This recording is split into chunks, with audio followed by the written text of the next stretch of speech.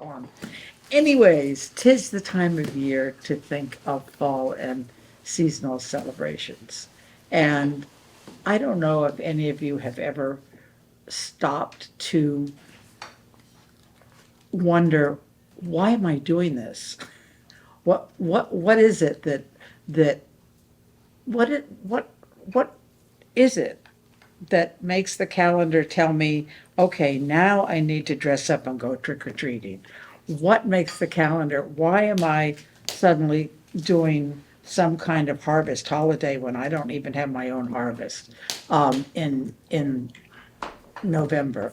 Why our calendar goes back thousands of years, and embedded on our calendar are ancient days of celebration that have come down through the centuries to us. And each century, each half century, each decade changes that celebration ever so slightly. However, the core of the celebrations are exactly the same. And the basis of our entire calendar, with the exception of political holidays, is agriculture and the need for the human race to provide for itself in a non-growing season, and the basic need that we all have to survive. And when we are able to survive and go from the end of one growing season to the beginning of another growing season and come out intact, we give thanks. we we are grateful, and it doesn't matter where that human being is or where in history that human being is. It's always been so, ever since, as my father used to say, ever since we dropped out of trees. And maybe even before we dropped out of trees, perhaps those very, very early forms of Homo sapiens also had their moments of being grateful and giving thanks or celebrating at the end of one particular season and the beginning of another season. The relationship between Halloween and Thanksgiving, when you really look at it, and this is a book that can help a great deal in understanding our calendar and where it comes from, and why we continue to celebrate these special days, and partake in the celebrations wholeheartedly on these special days. The relationship is agriculture, is agrarian society, and Halloween, or All Hallows Eve, or as the old Celtic name Samhain, was actually a day, and I've always loved this, that floated between, it was a 24-hour period, floated between the end of the old year on the Celtic calendar and the beginning of the new year. And the Celtic calendar was divided into two parts. Our calendar is divided into 4 seasons, but the Celtic calendar, the really ancient Celtic calendar that goes back thousands of years, was divided into 2 parts. And those parts were summer and winter. And summer ended on what our calendar now tells us is October 30th, and winter began, and summer ended at dusk on that day, and winter began at dusk on what we call October 31st, and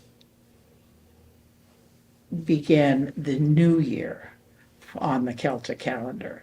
So 2 seasons, summer and winter, no spring and fall. It was all based on what the cattle needed, because the cattle are what kept the Celtic tribes alive.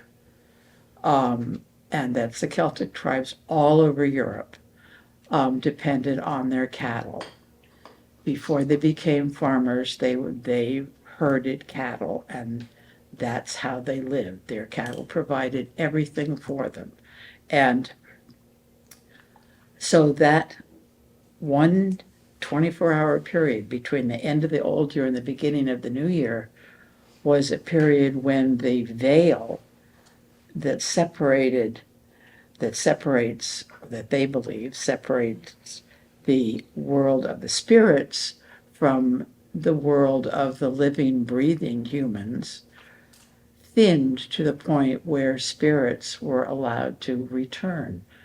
And in many homes, and I think Norma's going to tell you lots about this, but in many homes, spirits were welcomed back on that particular day, on that, in what we now call Samhain or Halloween or October 31st, however you want to call it. Spirits were welcomed back into their old homes. Places were set at the table for them to come and feast. Their special foods were put out. The family would often light a new fire in the fireplace and disappear and just allow the spirits to enjoy their food. Or they would put food out for spirits outside the door. And have you ever wondered why you decorate your doors with maybe a spray of wheat or possibly a bunch of corn, a New World edition, a bunch of corn? Because human beings have been doing that in temperate zones for thousands of years, hanging something edible outside their door or their window or on their windows, to appease passing spirits that don't have a home to return to. Any wandering spirits that might be just floating around and feeling hungry and angry and unhappy could stop and partake of that corn, that wheat, whatever was hung outside, and leave feeling satisfied. It's absolutely fascinating. So, your turn. That's the wisdom of Betsy Williams, who we didn't introduce. Anyway, everybody knows who she is. So, all right, my job, as you can tell, is to talk about Halloween and its origins and customs. And there's a little quote, "May your wishes come true." But whatever. So there's more to the story of trick or treat nights, dressing in costume and begging for candy, and then you probably know. Halloween's origins date back to the ancient Celtic festival of, it's spelled Samhain, Samhain, but it's pronounced Samhain. Samhain. The Celts, some people call them Celts, but it's spoken as Celts, lived around 1000 before the Common Era, mostly in the area that is now Ireland, Scotland, Wales, and northern France. And the ancient Celtic peoples celebrated their new year on the 1st of November. The day marked the end of the important harvest season and the beginning of the colder, darker part of the year. The common belief at the time, on the night before the new year, the shrouding veil was lifted. The boundary between the worlds of the living and the dead became permeable. Death was honored as the great teacher, reminding all that life is a cherished gift. Samhain is a special time to be aware of the love and the light of those who have passed, and even so, remain connected with us on earth. On the night of October 31st, Samhain was celebrated. It was also called All Souls' Day, a special time to reflect on the souls of their departed ancestors, who the Celts believed would journey from the spirit world to visit Earth for one night. And I got into this. I'm going to continue, but I will tell you in a little bit how I got into knowing about where it began. The holiday bonfires and glowing turnips, because they didn't have pumpkins then, they had turnips, aided the departed souls on their journey to Earth, lighting their way, while at the same time protecting the living who were attempting to guide and appease all the spirits. Many families would prepare a meal of their ancestors' favorite foods and place it nearby on an altar. The October 31st date was known astronomically as halfway point between the fall equinox. And what is the fall equinox? That is when the sun, because of the way the earth is sitting on its axis, the sun illuminates the northern and southern hemispheres equally. And was halfway between the fall equinox and the occurrence of the winter solstice. And what is the winter solstice? That is the shortest day and the longest night of the year. In the northern hemisphere here, the winter solstice occurs in December. Celtic Samhain celebrations lasted from October 31st to November 1st or 2nd. Many of the traditions of Samhain survive today in modern celebrations. In ancient times, people would try to fool the spirits that were coming by because they didn't feel all the spirits were totally friendly. So they would wear masks so that the spirit would not. That's where masks came from. So the spirit wouldn't know who they were. And they didn't really have costumes, so they would either wear their clothing inside out or they would wear their clothing backwards. Today, costumes have evolved to disguise the person and thereby the person who's wearing it, and thereby be protected from malevolent spirits, the fairies, the angels, and demons who have the power of words, stones, and herbs. And then there were the enchanted nature spirits. So now when you want to create a spell, to take care of yourself, magical intonations or incantations revolved around a person's individual needs. So you might have one for protection, or you might have one for love, or you might have one for healing. So we're going to talk about the first one. These herbs or plants that we're going to talk about had magical significance in that time. And the very first one are acorns. Okay, and I want you all to take at least one acorn home because there's magic here. And if you, and I'll tell you why. So the saying that is knock on wood was knocking on an oak tree because the oak tree was very magical and because it had acorns, and acorns are like the spirit of rebirth because the squirrels show you that they're planting them and also turkeys are eating them, right? They are. You want to talk about that for a minute? Well, it just, when we moved from the North Shore to Cape Cod, the first thing we learned was turkeys. Turkeys in abundance. We have 12 oak trees that surround our little house, and not a single acorn, because there are 40 to 50 turkeys who roost in the trees using our roof as a launch pad every night from, probably the middle of September until around maybe April, the middle to end of April. And they're up there every single night and we don't, and it turns out that they eat acorns. That's one of their major food groups is acorns. So we have all these oak trees and no acorns. I found one this year, just one. But there's a lot of turkeys and because they come from across the street, down the street, this way. They come from all over every night and just hang out in the front yard and then they line up to fly up onto the roofs.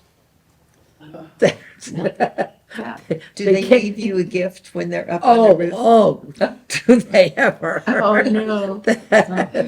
When we first moved in and I had the arborist come, when he came with his crew, they stood there and said, "You sure you want me to say this?" They stood there and said, "We've never seen so much turkey in our whole life." It was really hysterical. It's true. So, anyway, Just a little anecdote. turkeys, yes.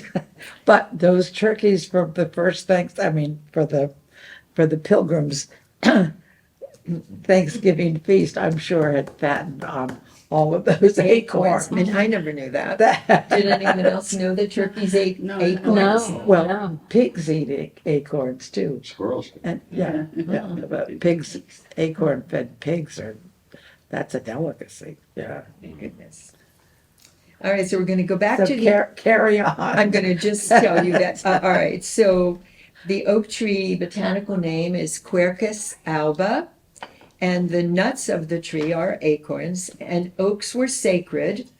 Acorns represented the magic of rebirth, and now you'll never look at an acorn any differently. Witches, it is said, often dance beneath the oak tree. If acorns were gathered on a full moon, it was said to attract fairies. Acorns placed in a window guard against the entrance of lightning. Carried in a pocket protects its bearer from all harm and draws good luck. Well, and also, What else? especially for women, helps to prevent aging. So, There you go. So take It has the. That's why nobody carries 75 acres or a Yeah. All right, I'm going to tell you fill the my acorn pockets story. today. Just do it.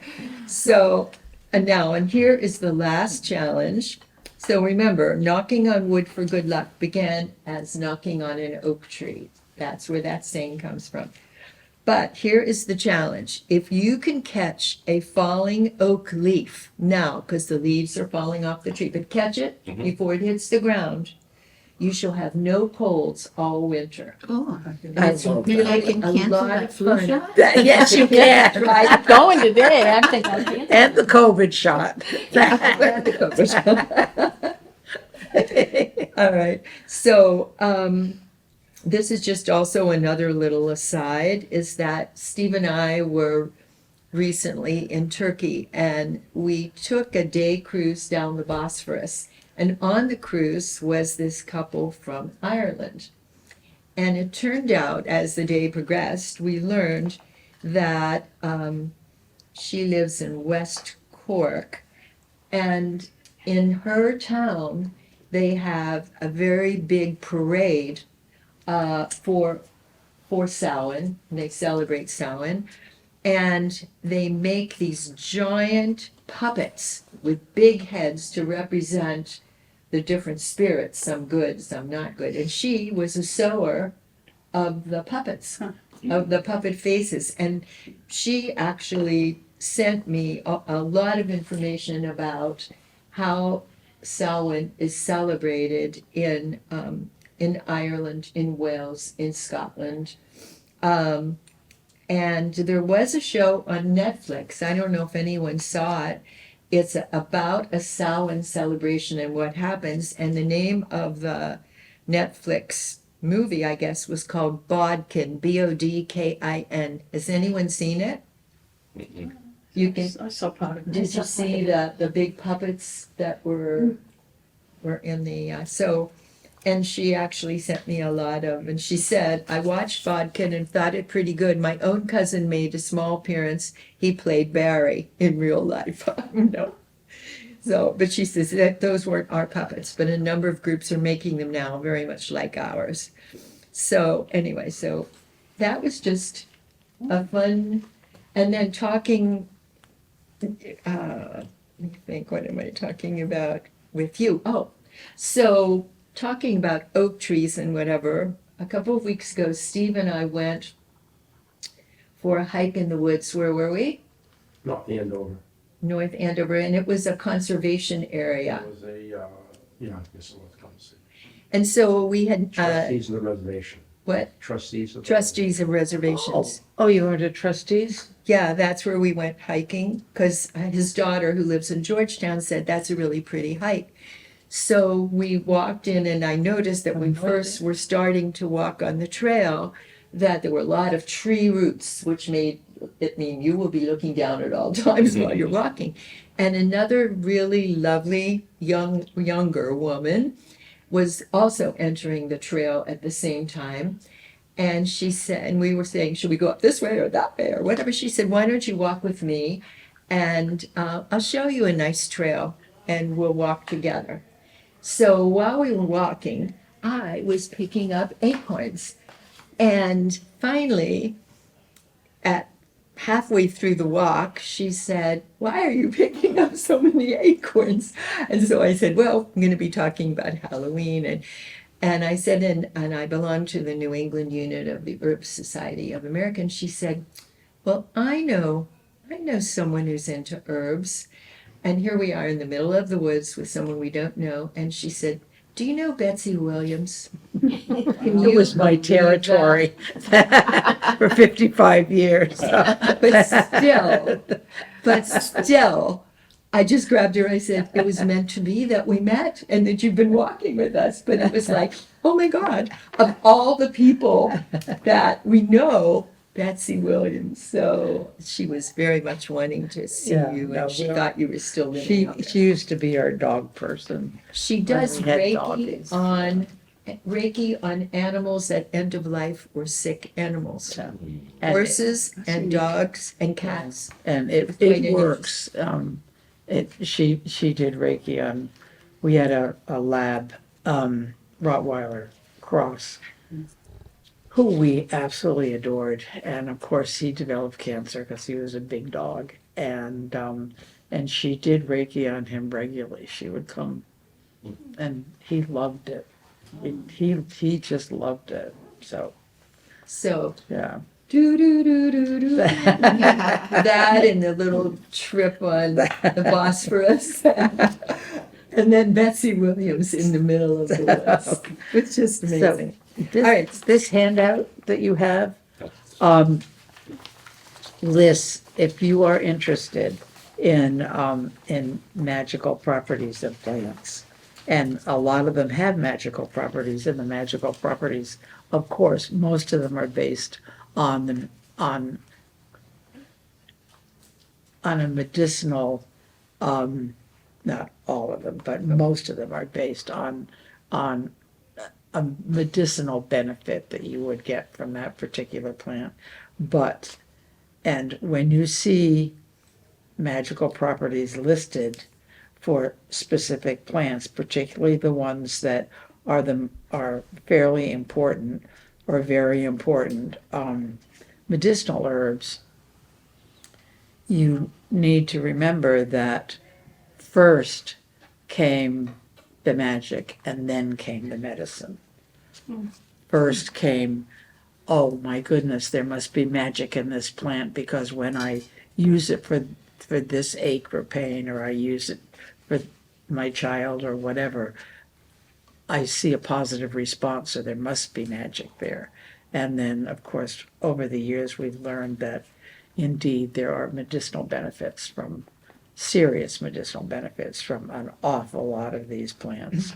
And in the hands of the right person, they absolutely can enhance your health and and actually lead to cures in some cases. So, but it's fun to know what some of the plants are and what some of the beliefs used to be. And, it's, if anybody here is into planting new gardens, why, it's a lot of fun to plant a garden around a specific theme. And Halloween is an excellent theme. And this, for those of you, I'm sure everybody here remembers Adelma Simmons. I cannot Which is through. imagine that you do not remember Adelma Simmons. But she had gardens. She had a witch's garden, she had a devil's garden, all plants that have been associated with witchcraft or with devils or, and she had a magical garden and a Halloween garden. And it's a lot of fun to just collect plants and put them in and stand back and see what happens. And particularly if you have kids in your life. If you're lucky enough to have grandchildren or great-grandchildren or nieces and nephews or somebody next door that might wander into your yard and go, "So what are you doing today?" kind of thing. It's nice to know have this kind of information. It really is. The single most, if anybody ever asks you, the single most important plant to protect you from any kind of evil is good old garlic. And garlic not only protects you from vampires, but it will protect you from any kind of evil. And at one point when I was beginning to research this kind of thing, was alone in the house in the middle of a huge, huge thunderstorm. And I was alone overnight because the rest of my family was camping and I was working. And I got so scared in that thunderstorm that I went out to the kitchen and brought all the garlic into the bed where I had all the books spread out. I was taking notes like mad and slept with garlic under my pillow that night. I obviously survived. You survived. I was reading such spooky and scary things. It wasn't even funny. This book, if you're interested in the history of Halloween in the United States, and this is specifically for the United States.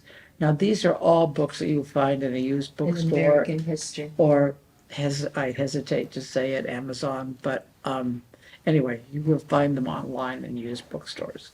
And this is a fascinating book about how Halloween came to the United States not only through the emigration of the Irish during the famine, but also before that from other groups that had come in from different parts in Europe who have similar celebrations at approximately the same time of the year. And the Halloween part of Halloween, the change from Samhain to All Hallows Eve was in the 9th century that a pope, one of the Gregories, decided that this ancient celebration was still so powerful in some parts of the Christian world that something had to be done to tamp it down and Christianize it. And so what he did was, or a council decided to do, was to take the single most powerful day on the Christian calendar at that point, which was not Easter and definitely not Christmas, it was All Saints' Day, and move All Saints' Day from May to November 1st. And after that came the second most powerful day on the old Christian calendar, and that was All Souls' Day. And that fit right in with the Samhain celebration, which was the Feast of the Dead, as Norma had said, and as well as a celebration as well as a harvest celebration. So it all fit in together.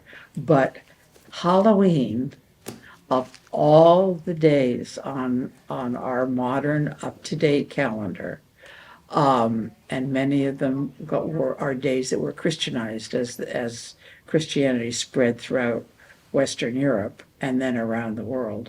But Halloween is the closest to an ancient celebration, as as unscathed as any ancient celebration can be. So when we celebrate Halloween, we're really partaking in a very, very old, old custom. There is in the north of Ireland, right on the edge of Donegal Bay, there is a village called the Katy Fields that was discovered underneath a huge peat bog. And the excavation started sometime in the late 30s, early 40s by a school teacher in the area. Everyone had the ability to go to this particular bog and cut peat for the winter. And he was cutting peat for the winter and discovered, oh my goodness, this looks like it might be a worked wall. And sure enough, you can visit the Katy Fields. It's a World History Site, an International World History Site, and it is absolutely fascinating. It's 5,000 years old, and there's a library there, and in the library is a record of seeds that have been collected and carbon dated. And there are seeds, seeds that go back 5,000 years. Apples, which are most important in fall and winter celebrations. The fruit of the sacred goddess, the great goddess, which is Mother Earth, and apples and hazelnuts. And it was against the law. You could lose your life if you cut down an apple tree or you cut down a hazelnut tree. It's a fascinating place. This is a really old celebration. So, anyway, I'm going through the ABCs now. yeah, okay. All right. So, all right, apples. The botanical species is Malus, Malus. Apples have been grown for thousands of years in Asia, Europe, and the Mediterranean. If we remember the stories of the Garden of Eden, Eve fed Adam a forbidden fruit. Many people thought it was an apple. And we lived in Israel for several years, and they sort of thought they had pinpointed where the Garden of Eden was. It was a beautiful place anyway. And the problem was that no apples were growing in Israel at that time, or as far as anyone knows.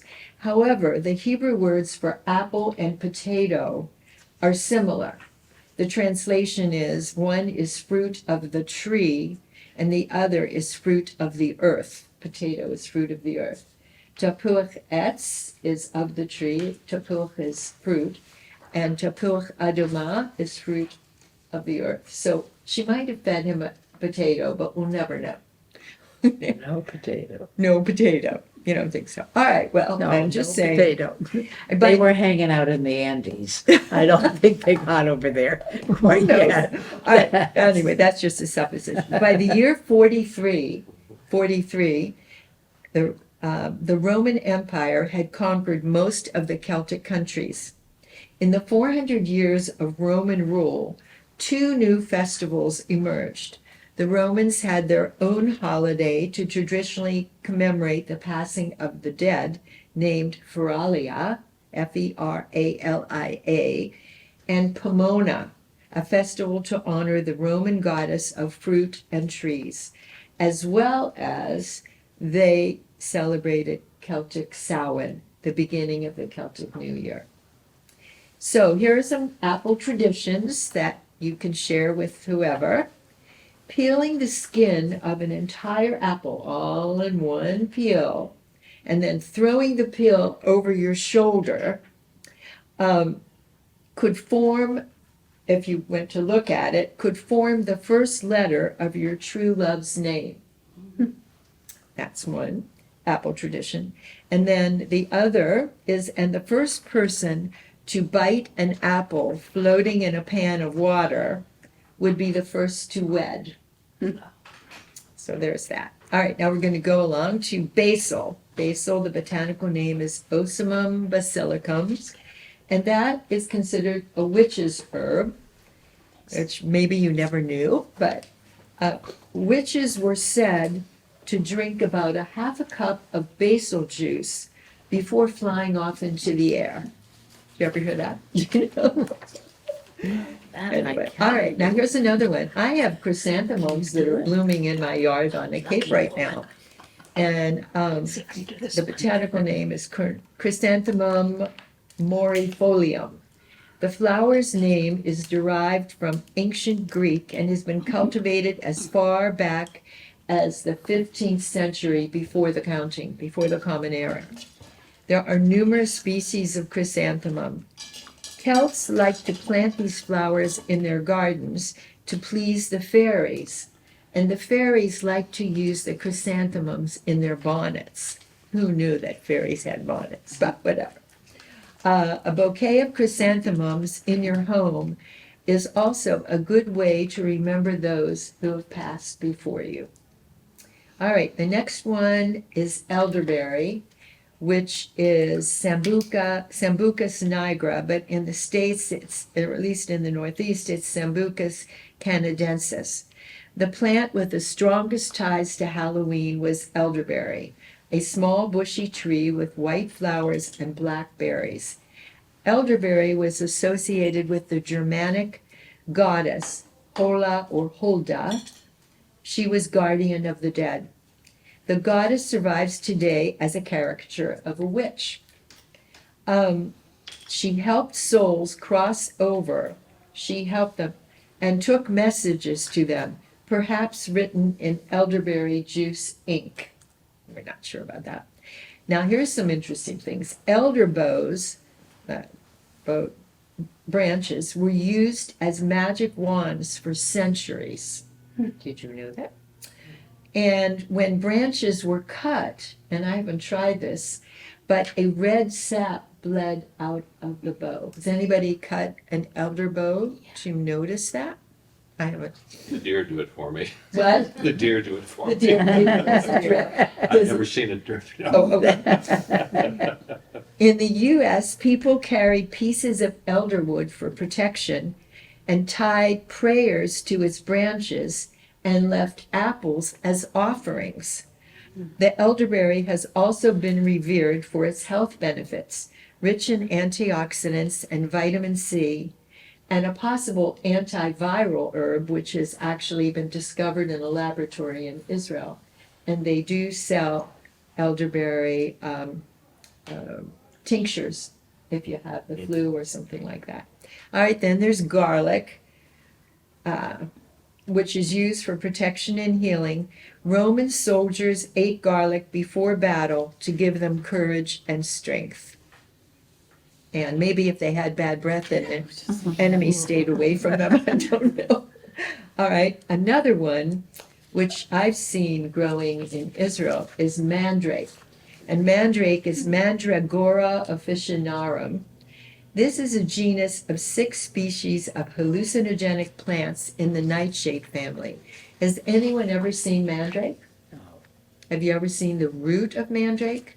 I know. Yeah. Yeah, with But do you know that when it's pulled up, it looks like a person, Looks like a human. Yeah. arms and feet, and that face. They scream. What? They Yeah. scream. They scream. I was just going to say that. It's native to the Mediterranean and the Himalayas and noted for potent long tap roots up to 2 feet in length. The roots can resemble a human form. Some folks claim to hear the roots crying out when being removed from the soil. Mandrake is a traditional witch's herb used for protection. Whole mandrake roots were regarded as valuable and passed down through families as heirlooms. One Germanic tradition involves bathing the whole mandrake root in wine or brandy, and then sprinkling the bath water around one's property as a protective shield. Okay, if you have any comments and you want to say anything, feel free. All right.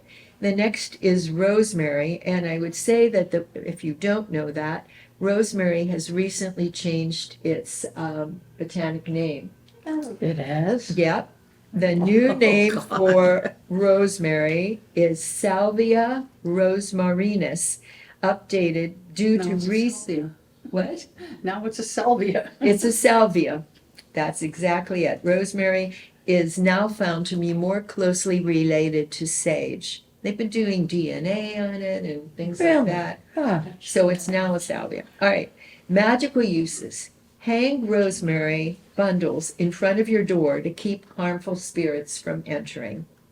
Cooled rosemary tea. This is interesting. People that are healers will wash their hands in cool rosemary tea to cleanse their hands before they begin healing work. And the scent of rosemary is for remembrance, and sprigs are given to those who are at a funeral to drop into the open grave because it's for remembrance before the grave is closed. All right, then another are rowan berries, which is a name that we don't really see too often here. Sorbus acuparia. Have you ever seen a rowan berry? Okay. So it's a tree found in the northern hemisphere, and it's known for its red berries. Historically, it was used to protect against sorcery and fairies. In the British Isles, the tree protects against witchcraft, and enchantment. Now, this is really interesting. If you haven't ever seen one, and I haven't, each berry has a tiny 5-pointed star or pentagram opposite its stalk. Has anybody ever seen that? That sounds dangerous. So, You can hang these berry branches over your doors and windows to keep your home full of energy, good energy. so mountain ash Is ruin. is rowan, yeah. But I have always been confused between, is there a separate rowan tree or is mountain ash? Because I've heard mountain ash referred to as rowan for So for I would many, say many to years. check the botanical name. And, well, yeah, but mountain ash berries, we definitely have mountain ash here. Yeah. And mountain ash was used as a protective tree. And I remember learning from a Lithuanian friend a billion years ago. He said, you know, have you ever been in a development where there are mountain ash trees at every house? And I said, oh, well, yeah, I have noticed that, but I never thought about it. He said, well, that's because the developer was Lithuanian. He said, it's because we believe that mountain ash is a very powerful tree and can protect you from all harm. He said, it stinks to high heaven in the spring, and it does when it's in bloom. But besides that, it produces a beautiful berry, and that berry is very edible. It's bright clusters of bright red berries, and if you get there before the birds do, you can take those berries and fill a quart canning jar with the berries, and then he said, we pour vodka over them and screw the lid on and put it in the cupboard, and let it sit until January. And then you strain off the vodka, and it will have turned a lovely shade of pink. And then you have 2 or 3 tablespoons of that vodka every day until May Day, and it keeps you healthy. And when you stop to think about it, those red berries are an indication that berries full of vitamin A Or and C. vitamin C. Vitamin A and vitamin C. And so that it really does keep you healthy, really does help to bolster the immune system. I'm just wondering if there's a boy tree and a girl tree, That's, because I'm thinking of the ginkgo tree and the stinky. no, I don't think so. I don't think so, because the house next to us on Chestnut Street had a big mountain ash. And it had berries every single year. Could have been a girl. Oh, well, that's something we can all research. Research Good, it, yeah. research it. All right, I'm going to go on with, Yeah. I'm almost done with the alphabet. All right, so then rue, R-U-E, Ruta graveolens, funny, we're talking about this, has both female and male plants on on itself, and it is a strongly scented plant. Cats hate the odor of rue. Traditionally, rue has been used as an antidote to some poisons and an antidote to poisonous snake bites. As a magical use, rue was used to fool the evil eye. Who knows what is the evil eye? Does anyone familiar with an evil eye or what that means at all? No? So my grandmother, my Bobby, came from White Russia, and she believed, and also all over the Middle East, they believe in the evil eye, and they have their shutters painted blue because if you go anywhere in the Middle East, you'll see blue shutters and Greece blue shutters to keep out the evil eye, which just is an evil spirit. But I know that when my grandmother would take me for a ride in the stroller, if anyone went, "Oh, what a pretty baby," she would go, just to fool the evil eye. Like she didn't want anyone to say anything nice that would bring the evil eye. So it is prevalent in lots of places in the world. Rue was also used Okay. in the church. Whoa. Herb of grace. Yes. As yeah, what? Yeah, and was used to sprinkle holy water Really? in the church because it was considered so powerful. Yeah. Was it stinky? No. Oh, Wasn't no. stinky. And rue also can cause serious dermatitis. Yeah. Yes. If you pick it in the heat of the day, and growing rue on the North Shore for years and years and years, I never had any problems. But at one point, I was in Southern Illinois, I think it was, and it was August, and there was an herbal event there, and I was doing a program, and I was allowed to go into a big herb garden and cut herbs for this program, and I ended up with serious dermatitis. Oh, rue. Yeah, Be just worse like than poison ivy. just like Yeah. poison ivy. Yeah. Well, No. there's where that saying comes from. You'll rue the day, That's right? So, all right, we're almost there. All right, sage, common sage, Salvia officinalis. Salvia is the Latin name for sage, derived from the word salvare, which means to save, and indicates the healing properties of this plant. It was considered a purifying magical tool. If you want to have a wish come true, write it on a sage leaf. You forgot your sage leaves. I know you no, I forgot Yul Gibbons.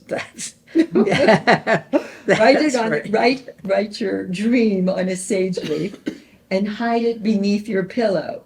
If once you dream of what your desire is, your wish will be forthcoming. A tea made with fresh sage, rosemary, and lemon balm seems to help your memory. So write that down. Sage, rosemary, and lemon balm helps memory issues. So how else can you celebrate Samhain today? Decorate your front door with the colors of the season. And then we're going to talk just quickly about the colors. Why do we have certain colors for Halloween? Orange is representative of the fruits of the last harvest. Black is to remind us of death, also for banishing and protecting against evil. Gold symbolizes the flames of the bonfires, and brown is associated with the changing leaves and protecting animals from illness and starvation in the winter. Then you can carve and light pumpkins, bob for apples with family and friends. This is a nice one. Create an indoor prayer circle to connect with your ancestors and honor them. And here's a sample prayer. With the gift of remembrance, I remember you. You were gone, but never forgotten. And you live on within me and within those who are yet to come. That's nice. That's nice. That's very nice. So, your turn. Okay. Anybody wants to copy that? I will just pass on a tip about rosemary. And that is that years and years ago, I was told by Dr. James Duke. Oh, we were going to talk about that. Yeah. Do you want to do it? About Dr. James Duke, who was the only ethnobotanist that the USDA had 40 years at the USDA as the ethnobotanist. And he said, first of all, ladies, he said, do not, whatever you do, color your hair. Said that color goes right into your brain and you absolutely don't want that to happen. Number two, he said, if you sniff rosemary, essential oil of rosemary, every morning when you get up and after you've brushed your teeth, it will help keep your brain healthy and help you to retain your memory, and it will also help to dissipate any little spidery webs that might be starting to form in your brain and interfering with your memory. And so he said, just do it for the rest of your life. So I do every morning. All right, now we're going to take a minute I and talk pass about that on to you. All right. But what we talked about, and which we'd love to have you think about as well, is how did we get into this? How did we get into herbs and get so carried away with it? And so I'll tell you how it happened to me, and then you're going to tell how it happened to you. And I want everyone to think about how you got into it. How did you get into this? So it turns out that many, many years ago, more than 20, I went to the Women's Herbal Conference in Norton, Mass. And I knew nothing, but I had a class with Jim Duke. And he was the funniest son of a BB gun, anyway. And he came into class, the very first class, and it was the first time I went to a lecture, and he was holding in his hand poison ivy. And I was like, I knew poison ivy. And I was like, oh my God, what am I doing here? And then he proceeded to rub the poison ivy on both of the inside of his arms. And I was like, jaw-dropping, like, who would do that? And then he said, come to my lecture tomorrow. And he talked about other things. He says, come tomorrow for the second set. And then he had, in another hand, he had jewelweed, Impatiens capensis. And before that class ended, he rubbed jewelweed with the flowers on one arm. And the next day, when he came back, the hand that had been rubbed with the jewelweed had nothing, and the other one was starting with rashes. And I said, if that works, what else works? And that's how I got into it.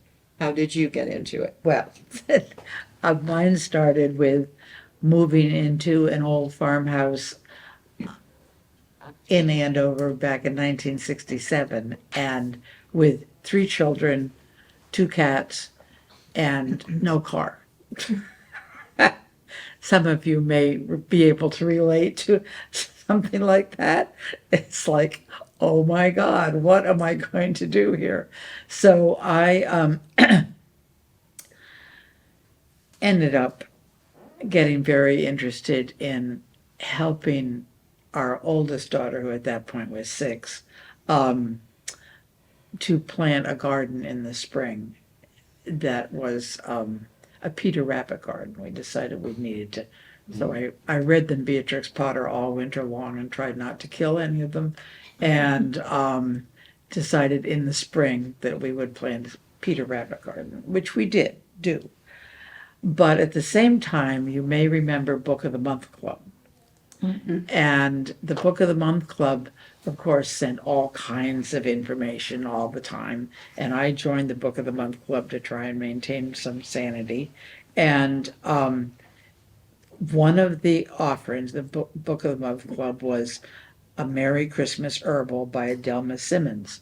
Now, I had already been introduced to Adelma Simmons because I had called originally, and some of you may have gone to Horticultural Hall, to the library. Have any of you been to Horticultural Hall, to to what When I was went there, the most, it was. the best horticultural library probably in the United States?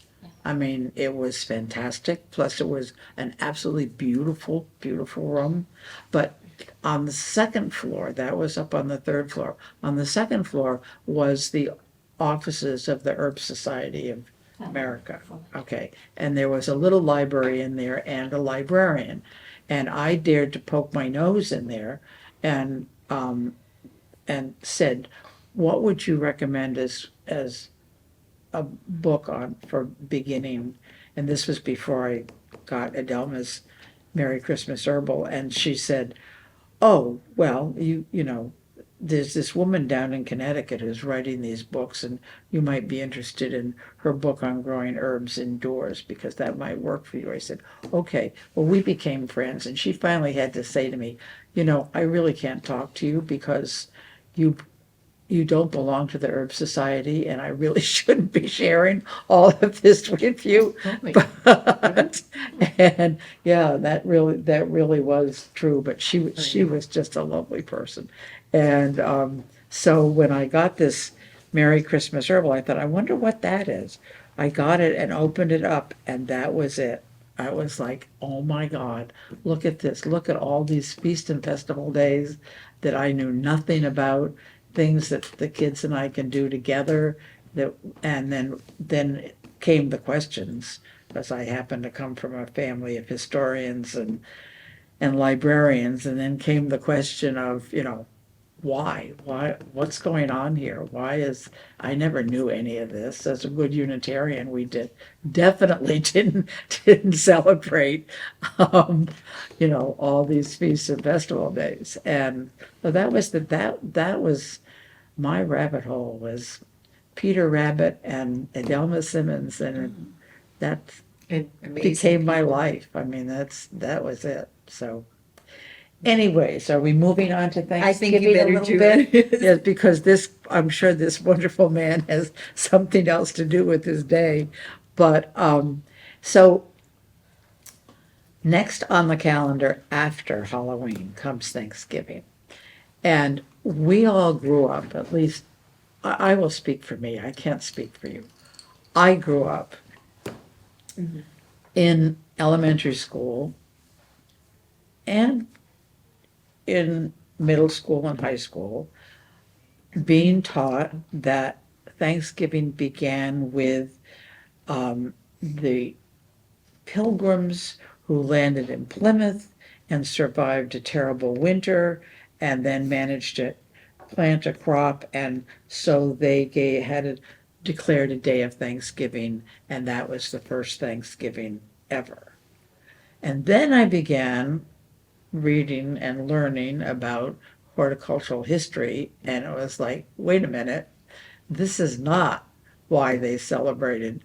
They when they celebrated that first Thanksgiving in Plymouth, or Plymouth Plantation, they were simply reenacting doing what human beings have done since the dawn of time. They were simply giving thanks for enough harvest to hopefully guarantee life through the non-growing season until the beginning of the spring season and the growing season all over again.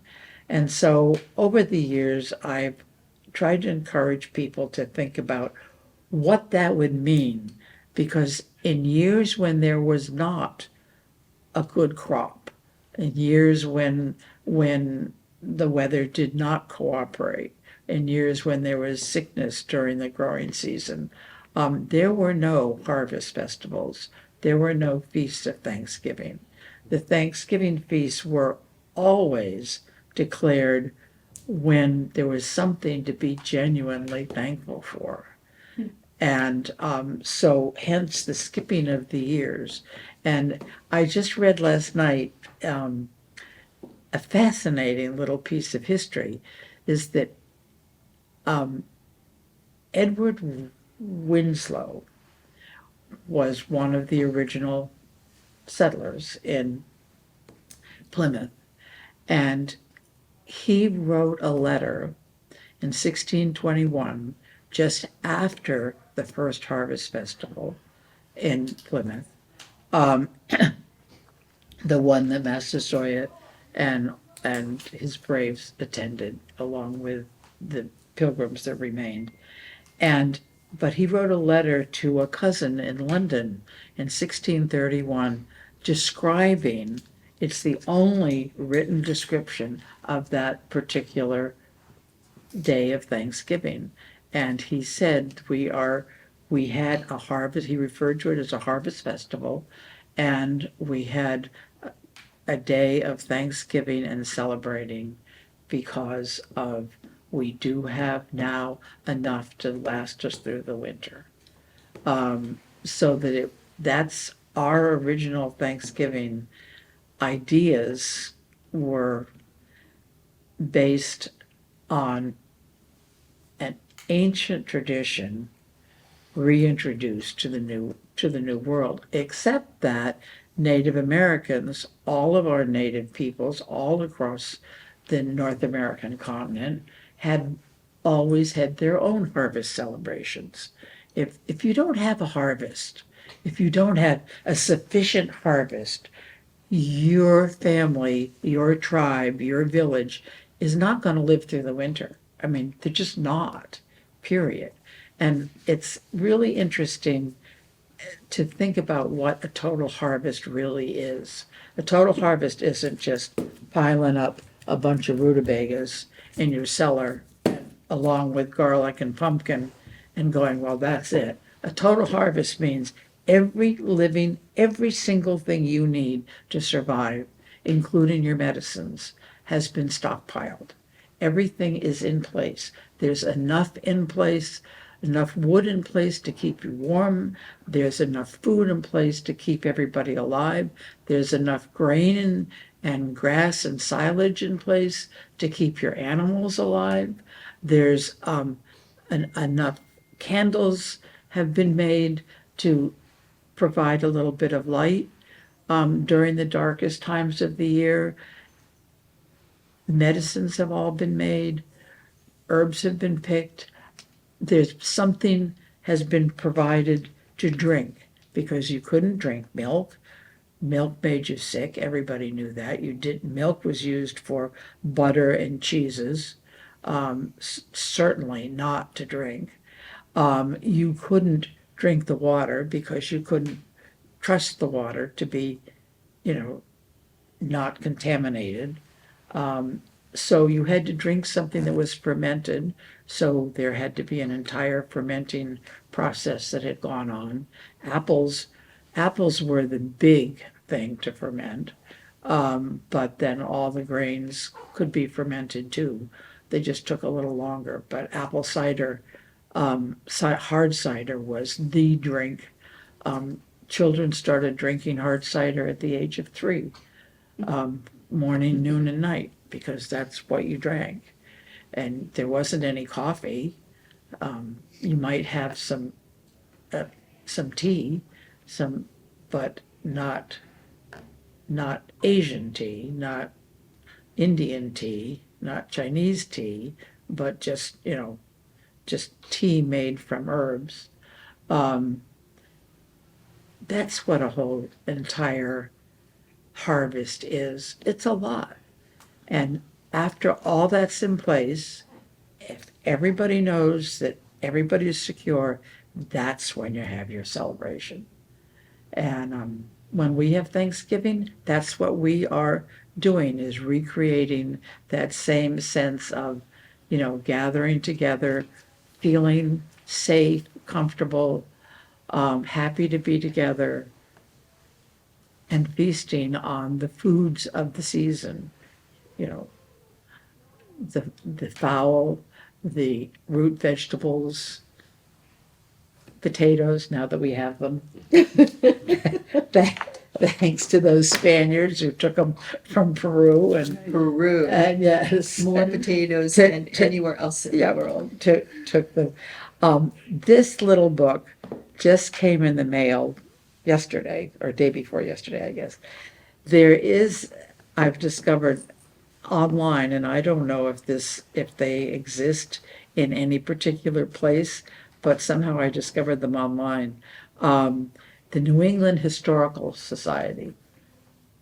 They have a whole publishing program, and the couple that did this book are husband and wife team, and they've done several books for New England Historical Society. It's a fascinating, if you're at all interested in history, not necessarily plant history, but if you're interested in New England history, they will send you postings, I think it's every other week or something like that, and with various stories that you go, no kidding, oh my gosh, that's fascinating, kind of thing. And that really kind of lights up the past and helps you understand why you do this, and oh my gosh, that's the reason we do that. Another, there was one absolutely fascinating read, and those of you that have heard me before probably have a good sense that food is important in my life, and where it comes from and what the old uses were and how we use it today and all of that stuff, how it's grown, everything that having to do with food. But this was, the headline was something like Fish Fingers, Bird's Eye, and the Fascists. And it was absolutely fascinating article on Gorton's, which, if you come from the North Shore, you know, is the big fish finger company these days, but it was a fishing conglomerate kind of thing. And Birdseye, and there was a Mr. Birdseye who invented the frozen food, and he did it for Gorton's, and he happened to live in Rockport, I think, and I forget. Oh, and Mussolini had to do with Mussolini. Yeah, and that's why we have fish fingers today. I mean, that all ended up with, here's why we eat fish fingers. What did Mussolini have to do with it? Well, there's something, and I'm not remembering it right now, and I did do my rosemary this morning, but there was something about Mussolini in there that tied it all together. And so that, but this is a fascinating little read. It's like $16. And I'll pass it around the table. And I haven't read the whole thing, but I did go through it, and just to see, and they're really interesting. The type is incredibly small for old ladies, but the fascinating little articles in here on the food that we consider important for Thanksgiving. But there is one that I am going to make, that I have read references to in the past, and I have another very old cookbook that I had just finished reading a recipe for this, and it's called Marlboro Pie. And apparently it was an incredibly beloved pie right up until the beginning of the 20th century, when it kind of disappeared. And it's made with applesauce. What was that? It's called Marlboro Pie. Marlboro. Yeah, Marlboro Made pie. with applesauce. And, yeah, and, well, you know, but it's just, so the world is just such an interesting place. To say the least. And there's a story to everything. And if any of you have somebody in your family, and I'm speaking to those people over there too, anybody in your family who is strong enough and determined enough to make a jack-o'-lantern, Oh, God. to carve a rutabaga, Oh, my God. and then you put a candle in it, and then you turn out every light, you will honestly think you're haunted. Haunted. It is, it looks like something that has risen from the dead. It is so I scary. wonder if turnips were the same way. Well, this is a turnip. Oh, that's a turnip, That, this, That's what they this is use a, there, this is a rutabaga. but a rutabaga is a turnip. Absolutely. Another name for it is swede. Sweet, Swede. Yeah, sweet. yeah. I didn't know that. And Carl Sandburg That's it. referred to, A derogatory name. yeah. Oh, Didn't Carl Sandburg The write? Swedes, I think that Ru- during the World War, I think the Swedish maybe were surviving on those, and Oh, well- they got started to be called a Swede because it was a substandard food to survive on. Well, it's substandard now by our standards. Yeah, But kale and huge turnips and beets mhm, and onions kept all of our ancestors alive. yeah. I mean, that's what they survived on. Mhm. There, if you go, there's a car park in Chester, England, right next to the cathedral, and over the gate that leads to the car park, it says, this was the doorway to the monks' kale yard.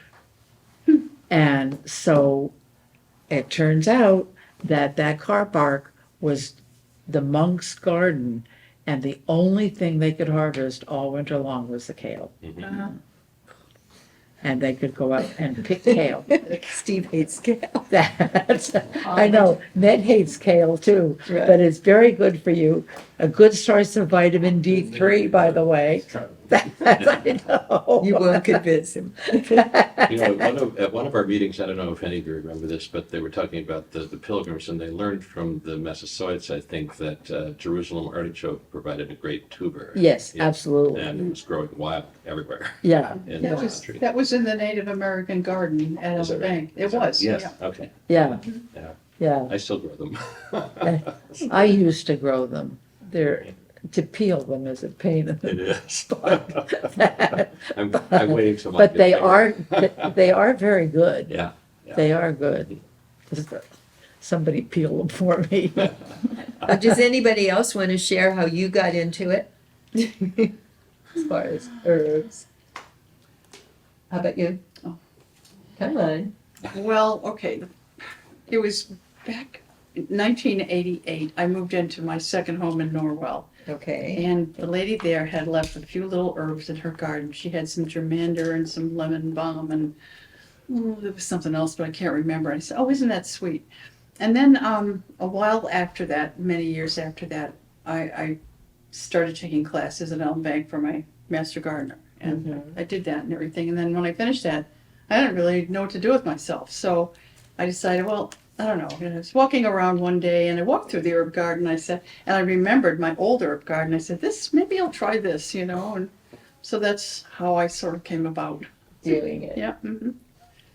And for me, it was meeting a couple of you at the flower show one year, back when it used to, be grand. Right, when you used to do it, yeah.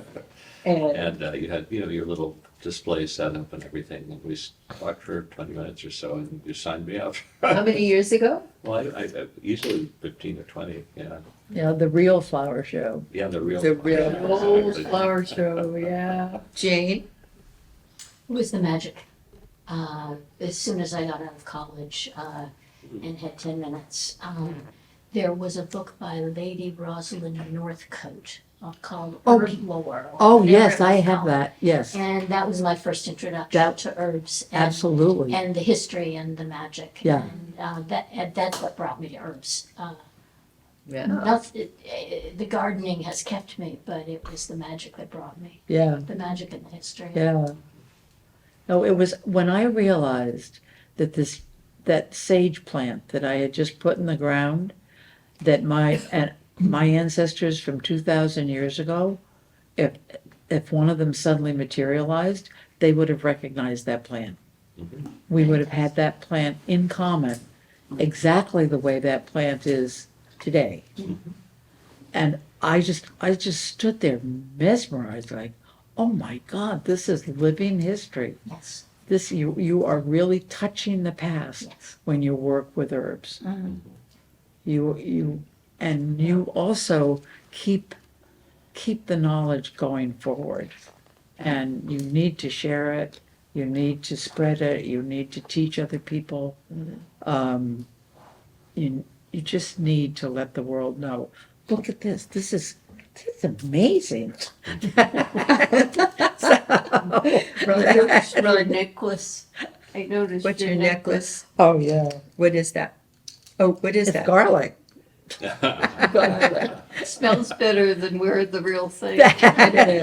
Well, on Halloween and when I had a shop, we used to string garlic and give, anybody who came in could leave with a protective amulet, starting the 29th of October and going through.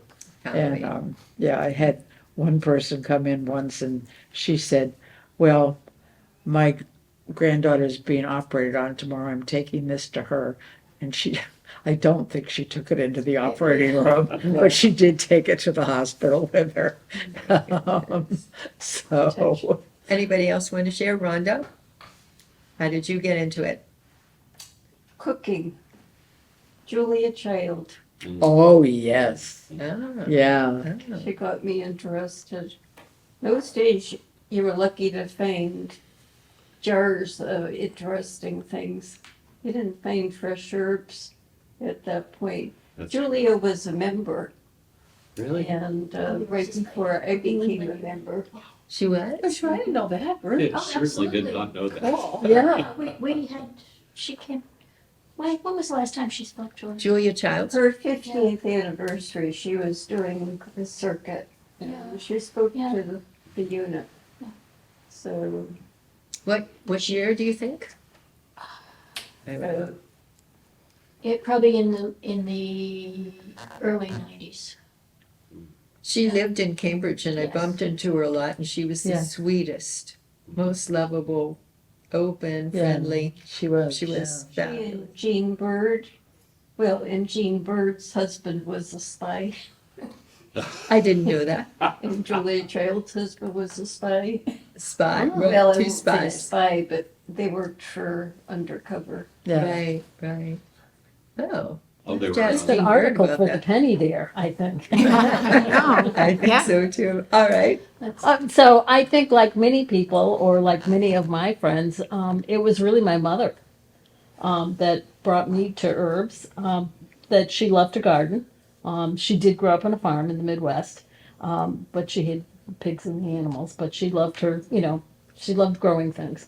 And she would always say to me, well, the flowers may not bloom and they may fail, but your herbs will always be there and they will always grow. And I think she's right. She is right. The chives come up, Woman, the sage comes up, all of that stuff Yeah, comes Comes back. back. And I think so I have my mother to thank for Yeah. that. Okay, last but not least, Sharon.